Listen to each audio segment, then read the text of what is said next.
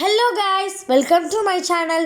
Today என்ன video பார்க்க போகிறோம் அப்படின்னா கடல் பாசி எப்படி செய்யறதுன்னு தான் பார்க்க போகிறோம். இது அகர் அகர்னு சொல்லுவாங்க. இது எல்லா சூப்பர் மார்க்கெட்லேயும் கிடைக்கும். இப்போ நம்ம இது எப்படி செய்யறதுன்னு பார்க்கலாம் வாங்க. அதுக்கு ஒரு பேனில் ஒரு 1/2 லிட்டர் வாட்டர் வந்து ஆட் பண்ணிக்கோங்க. இப்போ நம்ம இது கூட 100 கிராம் கடல் பாசி அதை நம்ம ஆட் பண்ணிக்கலாம்.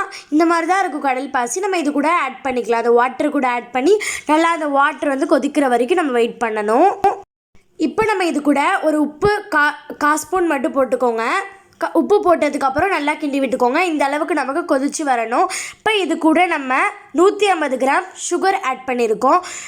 உங்களுக்கு ரொம்ப சுகர் பிடிக்கும்னா சுகர் எக்ஸ்ட்ரா ஆட் பண்ணிக்கோங்க. இல்லை சுகர் அவ்வளோக்கா வேணான்னா நீங்கள் கம்மியாக ஆட் பண்ணிக்கலாம். அது உங்கள் இஷ்டம் தான். ஏலக்காய் பவுட்ரு கால் ஸ்பூன் வாசனைக்காக இது கூட சேர்த்துக்கலாம்.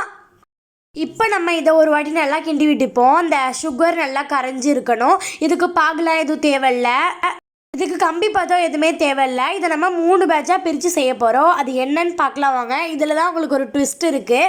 இந்த வீடியோ பார்த்துட்டு போய் உங்களுக்கு என்னன்னு தெரிஞ்சிச்சுன்னா மறக்காமல் கமெண்ட் பண்ணுங்கள். இப்போ நம்ம இதை வந்து அந்த கடல் பாசி வந்து நம்ம ஒரு இதில் எடுத்து வச்சுக்கோங்க. ஒரு ஃப்ளாட்டான ஒரு தட்டில் நம்ம எடுத்து வச்சுக்கிட்டு நம்ம க்ரீன் கலர் வந்து இந்த 3 பேட்சாக செய்ய போகிறதுனால நம்ம ஒரு கலர் கொடுத்து செய்ய போகிறோம். க்ரீன் கலர் பவுட்ரை நம்ம லைட்டாக கொஞ்சமாக தான் கலர் பவுட்ரு யூஸ் பண்ணணும். நிறைய யூஸ் பண்ணக்கூடாது. அதனால் லைட்டாக எடுத்து அது கூட போட்டுட்டு அதுக்கப்புறம் வேறு ஒரு பேனில் பால் தேவையான அளவு ஊற்றிக்கோங்க. இப்போ அந்த கடல் பாசி நம்ம கரைச்சி வச்சுருந்தோம்ல அது வந்து நல்லா கெட்டியாயிடுச்சு. அது கெட்டியானதுக்கப்புறம் அடுத்த பேட்சாக நம்ம பால் வந்து ஊற்ற போகிறோம். அதில் இப்போ பாருங்கள், நம்ம பால் ஊற்றி நம்ம செகண்ட் பேட்ச் ரெடி ஆகிட்டோம். அது காஞ்சதுக்கு அப்புறம் தான் நம்ம செகண்ட் பேட்ச் ஊற்றணும். நம்ம கடல் பாசி தண்ணியில் தான் பாலை ஊற்றி நம்ம கரைச்சி இந்த மாதிரி நடுவு லேயருக்கு நம்ம ஊற்றிக்கிறோம். இப்போ இதுவும் வந்து நல்லா வந்து கட்டி ஆகிடுச்சு. இப்போ 2 லேயருமே கட்டியானதுக்கு அப்புறம் தான் நம்ம ஒரு லேயராக ஊற்றணும். அதே மாதிரி தான் பச்சை கட்டியானதுக்கு அப்புறம் தான் நம்ம ஒயிட் ஊற்றணும். ஒயிட்டுக்கு அப்புறமா நம்ம ஆரஞ்சு ஊற்றணும். இந்த மாதிரி ஸ்டெப் பை ஸ்டெப்பாக பண்ணிக்கோங்க. ரொம்ப கலர் பவுடர் ஆட் பண்ண தேவையில்லை. லைட்டாக ஆட் பண்ணிங்கனாலே போதும். இப்போ உங்களுக்கு என்னன்னு தெரிஞ்சிருந்தால் கீழே இருக்கிற கமெண்ட் பாக்ஸில் மறக்காமல் கமெண்ட் பண்ணிக்கோங்க. இப்போ ஒரு ஃப்ளாட்டான ஒரு இடத்துல வந்து நம்ம இதை வச்சு நல்லா ட்ரை ஆக விட்டுருவோம். அதுக்கப்புறம் இந்த மாதிரி கட்டி ஆகிடும். அதை கட்டி ஆனதுக்கப்புறம் இதை நம்ம பீஸ் போடலாம்.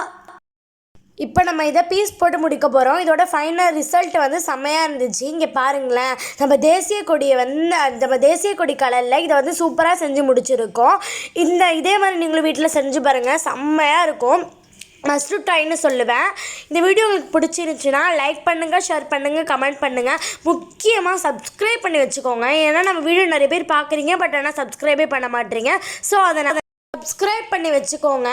தேங்க்ஸ் ஃபார் வாட்சிங். நெக்ஸ்ட் வீடியோவில் மீட் பண்ணலாம். பாய்.